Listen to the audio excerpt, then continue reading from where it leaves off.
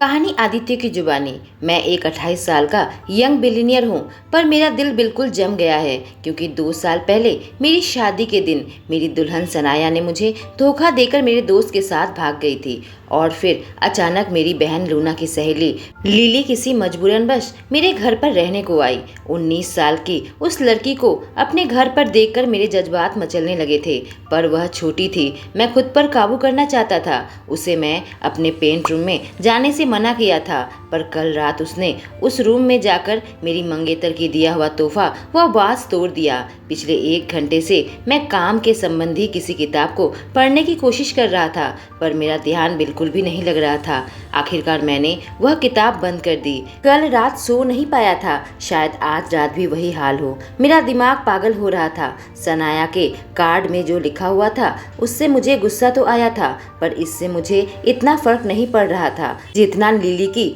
नम आंखें परेशान कर रही थी जब मैं उसे कमरे से निकाल दिया था। और अब मैं सिर्फ उसी चीज के बारे में सोच रहा था। मैं अंदर से बेहद परेशान था। यह मेरे साथ अक्सर होने लगा था जब से मैं लिली के साथ रहने लगा हूँ। मुझे कुछ ऐसा एहसास होता है जो नहीं करना चाहिए। मुझे याद है नाइट क्लब में जब वह 2 लड़कियां मेरे करीब आई थी, मुझे बिल्कुल उल्टी करने का मन कर रहा था। लिली की तरफ देखकर मुझे ठीक इसका उल्टा होता है। यहाँ तक कि मैं एक बार कड़क भी हो गया था, जबकि पिछले 2 सालों से कोई भी औरत मेरे पास आती है तो मुझे कुछ भी महसूस नहीं होता। फिर सिर्फ एक लड़की को ही देखकर मेरी अंदर इच्छाएं कैसे जाग जाती है। मैं लैपटॉप खोलकर एडल्ट साइट में चला गया, कुछ वीडियो लगा ली, एक के बाद एक वीडियो देखने लगा, पर मुझे उन सब से घृणा होने लगी थी। मुझे उल्टी करने का मन कर रहा था, फिर भी मैंने बंद नहीं किया। मैं वीडियो बदलता रहा, पर कुछ नहीं। आखिरकार मैं लैपटॉप बंद करके बाथरूम की ओर भागा और उल्टी करने लगा। जाने कब तक वहां रहा। मेरा सीना जोर से ऊपर नीचे हो रहा था। सनाया और अर्जुन का दृश्य मैं दिमाग से निकाल देना चाहता था। वह दृश्य मुझे डराना कभी नहीं छोड़ते। मेरे अंदर से वह अंधकार कभी दूर नहीं होता। कहानी लिली की जुबानी। मैंने सुना आदित्य को बुखार है, पर वह मुझसे गुस्सा था, इसलिए मुझे उसके कमरे में जाने की हिम्मत नहीं हो रही थी। दरवाजा हल्का सा खोला तो मैं उसके असिस्टेंट अशोक की आवाज सुनी। अब वक्त आ गया है, तुम्हें तुम्हारे थेरेपिस्ट के पास जाना होगा। आदित्य ने कहा। नहीं, उसने कहा। तुम मना क्यों कर रहे हो? इसे नकार कर कोई फायदा नहीं होगा। पर मुझे देखकर कमरे में शांति आ गई। अशोक ने कहा, तुम अंदर आ सकती हो लिली। यह सोचकर मेरी नब्ज तेज हो गई कि मेरे आने का एहसास इसे कैसे हो गया। मैंने कहा, मुझे माफ करना, तुम लोगों की बातें छुपकर सुनना नहीं चाहती थी। मैं तो बस आदित्य के लिए चिंतित थी। आदित्य मेरी ओर नहीं देख रहा था, पर उसकी आंखें नरम थी। क्योंकि मैंने कुछ नहीं सुना, मुझे चुप्पी असुविधाजनक लगा। पूछा, क्या हुआ है?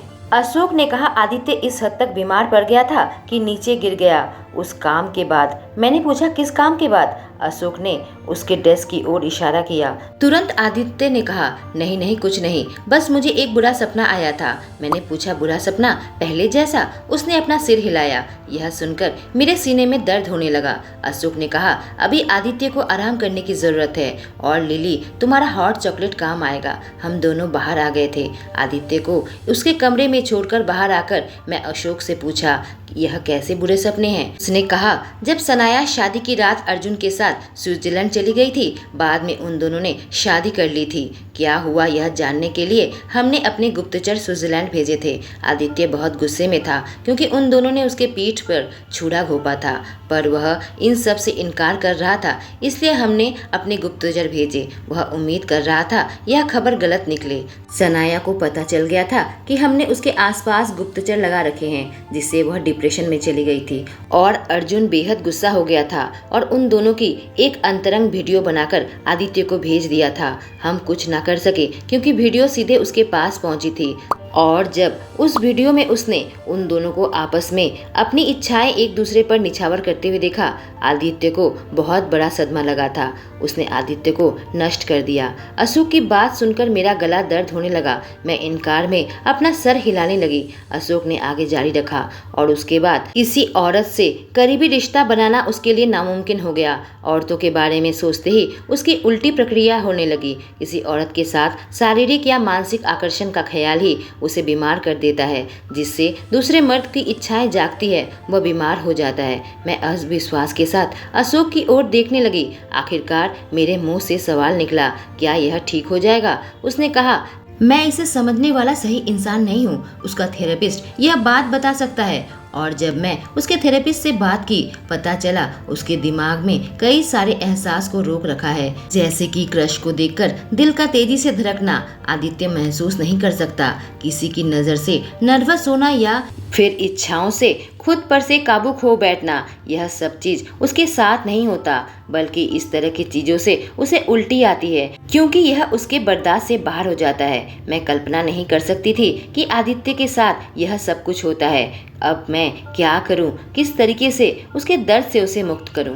कहानी आदित्य की जुबानी। जब मैं उठा तो देखा मेरे सामने हॉट चॉकलेट रखा हुआ था। शायद कल रात में जब सो गया था वह मेरे लिए बनाकर लाई थी। मैंने उससे अब तक इस बारे में माफ़ी नहीं मांगी थी जो पेंट रूम में हुआ था, पर वह अब भी मेरी चिंता करती है। मुझे नहीं पता था कि सनाया का वह पॉट टूटने से मैं क्यों गुस्सा हुआ था। शायद इसलिए गुस्सा हुआ था कि यह लिली ने तोड़ा था और मेरे दिल में उसके लिए जो जज्बात पनप रहे थे, मैं खुद पर से काबू खो रहा था। मैं अपने टेबल पर लैपटॉप को देखकर सोचने लगा कि कल वह वीडियो देखकर किस तरह से मैं बीमार हो गया था, और अब वह हॉट चॉकलेट जो कि ठंडी हो गई है मैं पीने लगा। लिली को ढूंढने निकला ताकि उससे माफ़ी मांग सकूं। देखा उसके कमरे का दरवाज़ा हल्का सा खुला हुआ है। क्या उसने पिछले अनुभवों से कुछ नहीं सीखा? यूं दरवाज़ा खुला रखेगी तो कोई पागल उसके कमरे में आ सकता है। मैं कमरे में आया, वह कमरे में नहीं थी। हे भगवान, अब मैं वह पागल बन गया। बाथरूम से पानी गिरने की आवाज़ आ रही थी। क्या वह बाथरूम में है? मैं उसकी ओर बढ़ा, पर मेरा दिमाग मुझे रुकने को कह रहा था। मेरा दिल तेजी से धड़क रहा था। मुझे पता नहीं क्यों मुझे उसकी चिंता हो रही थी या कुछ और। मैं खुद को रोकने की कोशिश कर रहा था, पर मेरे पैर नहीं रुक रहे थे। जैसे कि कोई राक्षस मेरे अंदर कैद था, वो आज़ाद होना चाहता था। मैंने उसके बाथरूम का दरवाजे से झाँका। मेरे दिल में हलचल हुई। मेरी आंखें बड़ी बड़ी हो गई जब मैं लिली को नहाते हुए पाया। मैंने उसके हाथों को देखा जो उसके बालों को धो रहे थे, और उसकी नंगी पीठ मेरी ओर थी। नितंब मुलायम पैर। मैं वहीं पर जम गया जब मुझे एहसास हुआ मेरी नसों में खून तेजी से दौड़ रही है। लिली थोड़ी सी मुड़ी। अब मैं उसे साइड से देख सकता था, उसके गले और उसके होंठ से टपकते हुए पानी। जो दृश्य मेरे सामने था वह मुझे इस कदर सम्मोहित कर लिया था कि मैं हिल भी नहीं पा रहा था। मैं नहीं चाहता था यह खूबसूरती मेरी आंखों के सामने से हट जाए। मैं पागल हो रहा था। जब वह थोड़ी और मुड़ी तो उसके उभार मुझे नजर आने लगे। तभी मैंने अपनी नजरें उससे हटा ली। मेरे शरीर में चाहत इस कदर सवार था कि मैं समझ चुका था मुझे यहाँ से जाना होगा, इससे पहले कि मैं कुछ बहुत बुरा कर बैठूं। मैं बाथरूम को छोड़कर उसके बेडरूम से जल्दी से पांव चलाकर निकलने लगा। मेरे दिमाग में अभी खिचड़ी पकी हुई थी। जल्दी जल्दी चलने लगा क्योंकि मेरे दिमाग में तरह तरह के ख्याल आने लगे थे कि उसके पैरों को उठाकर अपने कमर में मोड़ दूं, उसके गले को चूमते हुए उसकी जान निकाल लूं। शिट, मैं अपने दिमाग को रोक नहीं पा रहा था कि मैं उसके साथ क्या करना चाहता हूँ। मैं तीव्र गति से अपने कमरे में आया, फिर बाथरूम में आ गया। मुझे ठंडे पानी से नहाना होगा। जल्दी से अपने कपड़े उतार कर फेंक दिए। ठंडे पानी से अपने बाल और चेहरे और सीने को धोने लगा। ठंडा पानी मेरे शरीर में गिरने लगा था, पर फिर भी मैं लिली के बारे में सोचना बंद नहीं कर पा रहा था। मेरे ख्याल बिल्कुल जंगली थे। मैं कभी इतना कड़क नहीं हुआ था। बस मैं उसे ही देख पा रहा था, चाहे अपनी आंखें कितनी भी कसकर बंद क्यों ना कर लूं। जब वह अपने होठों से मेरा नाम लेती है कितना अच्छा लगता है। मेरे मुंह से एक हल्की सी आवाज़ निकली जब मैंने सोचा कि किस तरह से हम दोनों एक हो जाएंगे, और उसके चेहरे पर चरम सुख देखूंगा जो मैं 2 साल पहले महसूस नहीं कर पाया था। आखिरकार मुझे मेरी मुक्ति का रास्ता मिला। वह जानवर जो मेरे अंदर दबा पड़ा था वह बाहर निकल गया। मैं कांपते हुए मुट्ठी को शावर के सामने वाले दीवार पर रखा और अभी जो हुआ उसे सोचने लगा। मेरा सीना ऊपर नीचे हो रहा था। यह तुमने मेरे साथ क्या कर दिया लिली? कहानी लिली की जुबानी। मैं नहाकर अपने बाल सुखाकर जब बाहर आई तो हमारे बावर्ची यादव जी मेरी तरफ देखकर मुस्कुराए। एक प्लेट में चिकन सूप रखा। कहा, यह आदित्य के लिए है। जब से बेहोश हुआ है कुछ नहीं खाया। यह सोचकर मेरा दिल डूबने लगा कि आदित्य अभी बीमार है। पर जब मैं फ्रिज से ठंडा पानी पीकर आई तो मुझे यादव जी कहीं नजर नहीं आए। थोड़ी देर मैंने इंतजार किया, फिर सोचा यह सूप खुद ही जाकर दे आती हूँ। जब मैं आदित्य के कमरे का दरवाजा खटखटाया और अंदर आई। शायद उसने मेरे आने का उम्मीद नहीं की थी। मुझे माफ़ करना, मैंने कहा। यादव जी ने तुम्हारे लिए सूप बनाया था, मैंने सोचा तुम्हें दे आऊं। अब मैं प्लेट उसके सामने रखी। वह मुझे देखने लगा, कहा थैंक यू, और मेरा दिल गदगद होने लगा। इतनी छोटी सी बात सुनकर भी मेरे गाल गर्म होने लगे थे। मैं छोटी सी मुस्कान देकर जब पलट कर जाने लगी, उसने कहा लिली मुझे माफ़ कर दो, मैंने पेंटिंग रूम में तुम्हारे साथ रूखा बर्ताव किया था और अब तक तुमसे माफ़ी नहीं मांगी। बस एक पॉट के लिए तुम्हारे साथ ऐसी बातें नहीं करनी चाहिए थी। मैंने उसे बीच में रोकते हुए कहा, नहीं नहीं, मेरी गलती है, मैंने उसे तोड़ दिया। नहीं, मैं बहुत बुरा बर्ताव किया। मैं तो शायद तुमसे माफ़ी मांगने के लायक भी नहीं। मैंने देखा वह खुद पर ही गुस्सा कर रहा था। मैंने कहा इस बात को भूल जाते हैं, अभी तुम्हें यह सूप पीना चाहिए इससे पहले कि ठंडा हो जाए। मैंने अपने हाथों से जब उसके माथे को छूकर देखा तो उसे बुखार था, पर मेरे स्पर्श से थोड़ा सा कांप गया था। मैं उसके चेहरे पर हाथ लगाकर देखने लगी। जब उसके गालों को मैंने हाथ से पकड़ा तो देखा उसके गाल लाल हो रहे थे। उसे जरूर बुखार है। मैंने कहा तुम्हें बुखार है। मैं उसके पास बैठ गई। कहा तुम्हारे खाने में मदद कर सकती हूँ क्या मैं तुम्हें? बात को लंबा खींचा, फिर झिझक के साथ कहा खिला दूं? आदित्य मुझे बिना किसी भाव के देखने लगा। मैंने कहा मुझे लगता है तुम्हें कुछ खाना चाहिए दवाई लेने से पहले। चिकन सूप के बाउल को देखकर कहा ठीक है, और उसके बाद मैंने उसे वह पिला दिया। अब मैंने सुकून की सांस ली, लेकिन जब वह मुझे देखकर मुस्कुराया मेरे पेट में तितलियां नाचने लगी। रुको, मैं क्या सोच रही हूँ? मैं खुद को इस बारे में डांटने वाली थी कि अचानक मेरी नज़र आदित्य पर पड़ी, जो मेरे पीछे कुछ देख रहा था। मैं पीछे मुड़कर देखी, यादव जी खड़े खड़े मुंह दबाकर हंस रहे थे। कहा माफ करना, मैं सोच रहा था ट्रे कहाँ गायब हो गई। अब मैं चलता हूँ। उनके चेहरे पर मनोरंजन था। उसके बाद मैं आदित्य को दवाई दी और कहा तुम आराम करो। उसने कहा रुको, क्या तुम थोड़ी देर मेरे साथ रह सकती हो? मुझे समझ नहीं आया मैं कैसे जवाब दूं, पर मेरे पैर जमीन पर जम गए थे। लेकिन मैं चौंक उठी जब उसने अपनी आंखें बंद कर ली और कहा मुझे माफ़ करना, तुम्हारी शायद अभी क्लास होगी। मैं बीच में काटते हुए कहा मेरी क्लास नहीं है। मुझे हैरत हुई, इतनी जल्दी मैंने उसे जवाब दिया, और फिर मैं शर्मा कर कहने लगी सच में नहीं है। हम दोनों बैठकर मूवी देखने लगे थे। अचानक मैं हंसने लगी जब मेरी नज़र आदित्य पर पड़ी। बड़े प्यार से मुझे देख रहा था, जैसे पहले किसी को हंसता हुआ देखा ही ना हो। मेरा दिल तेजी से धड़कने लगा और अब मैं मूवी पर ध्यान नहीं दे पा रही थी। मुझे समझ नहीं आता उसके करीब जब मैं रहती हूँ मेरे अंदर इस तरह से भावनाएं कैसे आ जाती है, जैसे कि मैं नर्वस हो जाती हूँ और भी कुछ जिसे मैं समझा नहीं सकती। उसने मेरा नाम फुसफुसाया लिली, और कसम से लगा मेरा दिल बिल्कुल रुक गया जब उसकी खूबसूरत अंबर आंखों में देखा। क्या मैं तुम्हारे सर पर कंधे रख सकता हूँ? उसने पूछा। मैंने कहा हाँ क्यों नहीं, और थोड़ी देर में मुझे एहसास हुआ वो सो गया था, जिससे मेरे चेहरे पर मुस्कान आ गई। कहानी आदित्य की जुबानी। आज रात लिली ने मेरे लिए चॉकलेट पुडिंग बनाया था और मैं इतना अच्छा पुडिंग आज तक नहीं खाया था। मेरी बीमारी तो बिना दवाई के ही ठीक हो जाएगी। मैं बीमार था यह लग ही नहीं रहा था। मैं तो अपने आप को एक कुत्ता समझने लगा जो उसके पीछे दुम हिलाते हैं। इसकी भी परवाह नहीं की कि यह सुनने में कितना दयनीय लगता है। उसके साथ छोटी छोटी बातों में इतना मज़ा आ रहा था कि मैं सोचने लगा मेरे मॉम डैड और लूना बिल्कुल सही कहते हैं कि मैं खुद को काम में डुबोए रखता हूँ और ज़िंदगी के छोटे छोटे मज़े नहीं लेता। तभी उसका फ़ोन वाइब्रेट किया, कोई मैसेज आया और अचानक मेरे अंदर उत्सुकता जागने लगी। मुझे समझ नहीं आ रहा था कि मैसेज पढ़ते ही लिली के चेहरे पर इतनी मुस्कान क्यों आ गई है। कुछ अच्छी खबर है? मैंने धीरे से पूछा।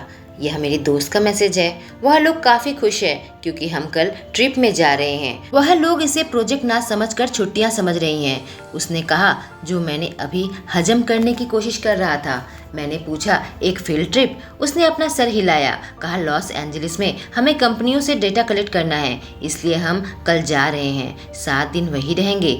1 हफ्ता? मैं अविश्वास के साथ हकलाया। उसकी तरफ देखने लगा जैसे मैं अपने भाव खो बैठा हूँ। शायद उसने मेरे रिएक्शन की उम्मीद नहीं की होगी, पर 1 हफ्ता मतलब 7 दिन। तभी यादव जी आ गए। कहा, एक्सक्यूज मी, मैं प्लेट ले जाऊं? मैंने देखा वो अपनी मुस्कुराहट को दबाने की कोशिश कर रहे हैं। यह देखकर मैं उन्हें घूरने लगा। आजकल ये इतने खुश क्यों रहते हैं? मुझे गुस्सा आने लगा। अब मैं लिली की ओर ध्यान दिया, जो अब भी सोच रही थी कि जो सूचना मुझे दी है उसमें गलत क्या है। कंपनी से डेटा कलेक्ट करने में 2 दिन से ज्यादा नहीं लगना चाहिए, मैंने कहा। 7 दिन कंपनी से डाटा कलेक्ट करने में थोड़ी ना लगता है, अगर ना उसके एम्प्लॉय के पूरे फैमिली हिस्ट्री कलेक्ट करना हो। मैं कुछ और सोच नहीं पा रहा था, बस यही सोच रहा था लिली 7 दिनों तक दूर रहेगी। उसने कहा 2 दिन ही लगेंगे। मंगल और बुध को डाटा कलेक्ट करेंगे, बृहस्पति को पब्लिक हॉलिडे है और शुक्रवार को कोई क्लास नहीं है। इसलिए हम तीनों ने सोचा कि अपने प्लान को लंबा करते हैं और मैं सोमवार वापस आऊंगी। शिट, मुझे समझ नहीं आ रहा क्या करूं। हाँ, मेरी तबीयत ठीक नहीं है, पर मैं मरा नहीं जा रहा हूँ। उसके बिना यह 7 दिन तक जिंदा रह पाऊंगा। जो भी बीमारी अब मुझे है, मेरा दिमाग काम करना 50% तक कम हो गया है, क्योंकि मैं खुद को बेवकूफ़ महसूस कर रहा हूँ। वह सिर्फ 19 साल की है, अपने दोस्तों के साथ मस्ती करना चाहती है, पर मेरा दिल यह उम्मीद कर रहा था कि उसका ओवर प्रोटेक्टिव पिता उसके दिमाग को बदल सके और वह जल्दी वापस आ जाए। मैंने पूछा, तुमने अपने पेरेंट्स को नहीं बताया? उसने कहा, हाँ मैंने बताया, यह कोई दिक्कत नहीं है। उन्हें लगता है मुझे एक छुट्टी की ज़रूरत है। अब मैं उसके बाप से क्या कहूँ? आपकी बेटी लंबी छुट्टी के लिए पहले जाना चाहती है, पर मैं उसे अपने पास ज़्यादा सुरक्षित रख सकता हूँ, यहाँ सिएटल में अपने बेडरूम में। हाँ, मैं 28 साल का हूँ, पर आपकी बेटी जो लगभग 10 साल छोटी है, उसे हाथ नहीं लगाया। हाँ, उसे अभी हाल फिलहाल में सोचकर झटका जरूर हूँ, पर मैं गारंटी दे सकता हूँ ऐसा सच में नहीं होगा। हाँ, मैं मैक्स का साला हूँ। हालांकि मैं नहीं चाहता था वह गधा मेरी बहन से सगाई करे। मेरे दिमाग में यह सारी बेकार की बातें चल रही थी, लेकिन उसके बाद हम दोनों बैठकर कल की मूवी का सीक्वल देखने लगे। तभी अचानक जब उसका सर मेरे कंधे पर गिरा, मुझे समझ आया कि वह सो गई है। सुबह उठकर खाली चेयर को देखकर अपना ब्रेकफास्ट कर रहा था। मेरा मूड पहले से ही खराब था। मैं तब चिड़चिड़ा हो गया था जब सुबह उठकर मुझे लिली नजर नहीं आई। शायद मैं अपना सर उसके कंधे पर रखकर सो गया था और मुझे पता ही नहीं चला कि सुबह कब उठकर चली गई। जब अशोक अपने समय पर कॉफी पीने आया, मुझे देखकर उसकी आंखें बड़ी बड़ी हो गई, क्योंकि मैं ऑफिस के ड्रेस पहना हुआ था। पूछा, क्या तुम ऑफिस जाओगे आज? तुम्हारी तबीयत तो ठीक नहीं है। मैंने कहा, मुझे बुखार है, कोई निमोनिया नहीं है। अशोक ने यादव जी से पूछा, क्या यह सच में ठीक है?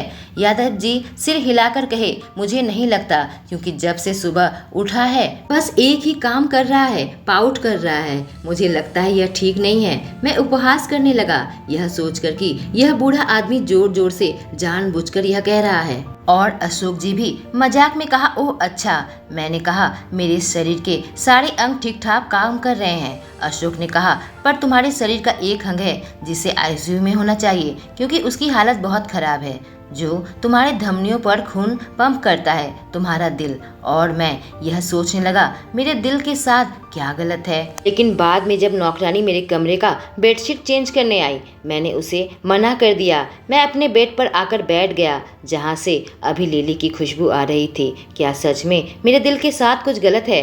क्या मैं उसे मिस कर रहा हूँ? आखिरकार 7वां दिन था और मैं घड़ी घड़ी समय देख रहा था। अभी सुबह के 10 बज रहे थे। इस समय पार क्यों नहीं हो रहा?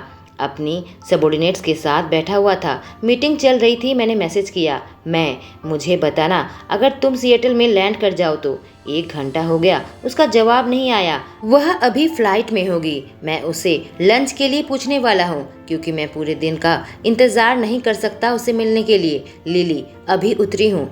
उसका जवाब आते ही मैं सीधे उठकर बैठ गया। जो लड़की प्रेजेंटेशन दे रही थी पूछने लगी, सर आपको कुछ पूछना है? मैं अपना सिर हिलाकर कहा, नहीं आप जारी रखें। मैं साथ में लंच करोगी? लिली, जरूर, मुझे बहुत भूख लगी है। मेरा ड्राइवर श्याम एयरपोर्ट में तुम्हारा इंतजार कर रहा है, उसके साथ तुम ऑफिस आ जाना। जैसे ही मेरे ऑफिस में आई, उसने फॉर्मल कपड़े नहीं पहन रखे थे। एक मिड स्कर्ट, व्हाइट टॉप पहन रखा था, पैर में स्नीकर्स थे। धूप से रंग हल्का सांवला हो गया था, क्योंकि अभी छुट्टियां बिताकर आई है। मेरे इस ठंडे कमरे में बिल्कुल रोशनी की तरह चमक रही थी। जैसे उसकी नजरें मुझसे मिला, मैंने कहा, हाय। शिट, यह मेरे मुंह से क्या निकल गया? हाय कहा मैंने उसे। उसने कहा हाय, फिर कहा इस जगह पर मैं बिल्कुल अजीब लग रही हूँ ना। मैंने सोचा तुम बिल्कुल परफेक्ट लग रही हो। कहा चलो लंच करने चलते हैं। वह खुशी खुशी अपना सर हिलाई। कहानी लिली की जुबानी। हम एक क्लासिक रेस्टोरेंट में लंच करने आए थे जहाँ लोग फॉर्मल कपड़े पहने थे। मुझे बड़ा अजीब लग रहा था। अचानक आदित्य ने पूछा क्या बात है, कुछ गड़बड़ है? मैंने कहा मुझे नहीं पता था तुम ऐसी जगह पर लाओगे, नहीं तो मैं थोड़ा फॉर्मल कपड़े पहन कर आती। उसने कहा सॉरी, तुम्हें असुविधा महसूस हो रही है, पर यह एक ऐसी जगह है जहाँ हम रिपोर्टर से बच सकते हैं, इसलिए तुम्हें लाया हूँ ताकि तुम्हारे डैड को पता न चले हम दोनों साथ में हैं। मैं लगभग भूल गई थी आदित्य एक हमारे देश का सुपरस्टार का बेटा है। हालांकि उसकी माँ की तरह उसे उतना स्पॉटलाइट नहीं मिलता। जब वेट्रेस खाना का ऑर्डर लेने आई, ऑर्डर लेने के बाद आदित्य ने कहा थैंक यू, और मैंने देखा वेट्रेस के गाल बिल्कुल गुलाबी हो गया। पर उसे दोष देकर फायदा नहीं, क्योंकि आदित्य मेरा देखा हुआ अब तक का सबसे हॉट आदमी है, और यह सोचकर ही मेरे गाल लाल होने लगे। वह मुझे मेरी ट्रिप के बारे में पूछने लगा था। मैं उसे बता रही थी।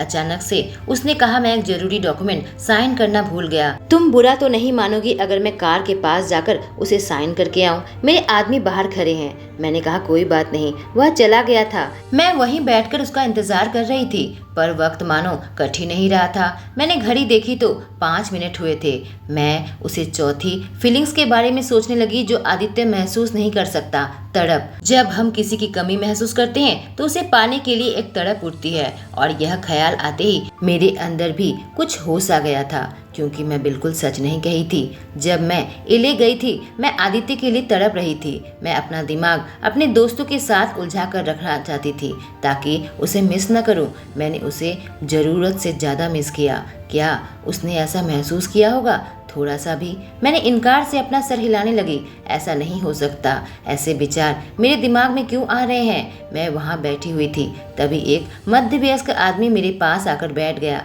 कहा मैं यहाँ पर तुम जैसी उम्र की लड़की कभी नहीं देखी। फिर मेरा बैग देखता हुआ कहा क्या तुम्हारे डैडी ने दिया है? उसकी बात सुनकर मैं अपनी भौं ऊंची की। फिर कहा हाँ डैडी ने दिया है। उसने फुसफुसाया मैं और ज्यादा दे सकता हूँ। नहीं जरूरत नहीं, मैंने अस्वीकार किया। वह मेरी तरफ देखकर कहा तुम्हारे कितने सारे डैडी है? मुझे समझ नहीं आया उसने ऐसा बेमतलबी सवाल मुझसे क्यों पूछा। मेरे तो एक ही डैडी हैं। उसने धीरे से फुसफुसाया मैं भी तुम्हारा डैडी बन सकता हूँ। मैंने काफी ठंडे अंदाज में कहा यह संभव नहीं। उसने पूछा क्यों? मैं काफी देर से तुम्हें देख रहा हूँ, क्या वह तुम्हें छोड़ गए हैं? तभी एक ठंडी सी आवाज आई मैं इसका डैडी हूँ। मैंने सर ऊपर उठाकर देखा। आदित्य उस आदमी को ऐसे घूर रहा था जैसे उसकी गर्दन तोड़ देना चाहता हो। क्या तुम्हें इससे कोई आपत्ति है? उसने ऐसे कहा कि मेरे रोंगटे खड़े हो गए। मैं आदित्य का वह रूप कभी नहीं देखा था। वह आदमी उठकर चुपचाप चला गया। ने पूछा तुम्हें बुरा नहीं लगा आदित्य कि तुम मुझसे बड़े जरूर हो पर डैडी नहीं लगते? उसने कहा तुम्हारा डैडी? और उसके अंबर आंखों में मैं सम्मोहित सी हो गई।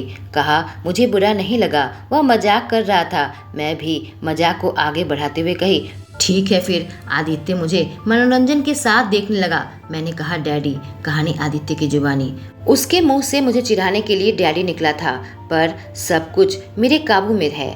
जैसे कल रेस्टोरेंट में हुआ था। मैं कड़क नहीं हो गया था। मैं बाथरूम में नहीं गया था ताकि झटक सकूं। और डैडी, मैं तुम्हें बताऊंगा डैडी क्या होता है। क्या सच में मैं काबू में हूँ? सब बेकार की बातें हैं। 2 सालों तक मेरे अंदर कोई जज्बात नहीं थे, और अब जब आए तो मैं अपने आप को टीनेजर लड़का समझने लगा। एक साथ ऐसे आए कि मैं खुद पर से काबू खो बैठा हूँ। सुबह से ही मैं लिली को देख रहा था। उसने कहा उसकी कार खराब हो गई है। मैंने कहा मैं ठीक करवा दूंगा, चलो मैं तुम्हें कॉलेज छोड़ देता हूँ। पहले तो वह बिल्कुल विश्वास नहीं कर पा रही थी, लेकिन आखिर में मेरी मदद के लिए थैंक यू कहने लगी। मैं मुस्कुराने लगा यह सोचकर कि उसे पूछने की जरूरत नहीं है। कार में इधर उधर की बातें होते होते मैं उससे पूछा तुम्हारा कॉलेज में जो दोस्त है वो ज्यादातर लड़कियां हैं या लड़के? जाने मैं इतनी बेवकूफी भरा सवाल उसे क्यों पूछा। मेरे दिमाग के ख्यालों को ना समझकर उसने जवाब दिया दोनों। हाल फिलहाल में मैं ज्यादा लड़कियों के साथ ही रहती हूँ। मेरे मुंह से फिसला बहुत अच्छा। शिट, यह क्या कह दिया मैंने? चुप्पी फैल गई। क्या उसे एहसास हो गया कि मैं उसके प्रति दिन पर दिन कमजोर होता जा रहा हूँ? मुझे एहसास होने लगा मेरे चेहरे से खून बाहर निकल रहा था। मैं फीका पड़ रहा हूँ। लिली मेरी ओर मुड़ी और उसके मनोरंजन भरा चेहरा देखकर मेरी सांस अटक गई। फिक्र मत करो, मुंह दबाकर हंसते हुए कही डैडी। श्याम का थूक उसके गले में ही अटक गया। उसने इतना अचानक ब्रेक मारा कि हम दोनों लगभग गाड़ी से बाहर ही निकल जाते, पर लिली को इस बारे में कोई अंदाजा नहीं था। मुझे अपनी ताकत का इस्तेमाल करना पड़ रहा था कि हमारे और श्याम के बीच में पर्दा ना खींच दूं, क्योंकि मुझे मन कर रहा था कि उसे अभी अपनी गोद में बैठा लूं, पर इसका अंजाम मुझे भुगतना पड़ा। यह दिमाग में आते ही मैं कड़क हो गया। बाकी का रास्ता मैं उसके परिवार के बारे में सवाल पूछने लगा ताकि मैं खुद को शांत रख सकूं। उसके कॉलेज गेट के सामने आकर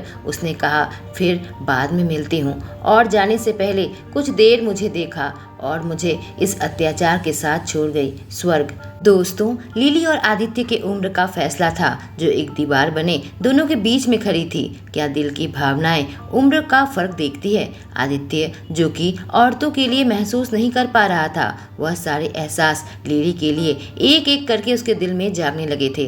क्या उसे वह अपने दिल की बात बता पाएगा? क्या होगा उनकी प्रेम कहानी का अंजाम? जानने के लिए कहानी का अगला भाग जरूर सुने। दोस्तों, इस कहानी के पिछले एपिसोड्स में कमेंट सेक्शन में पिन कर दूंगी। Thank you.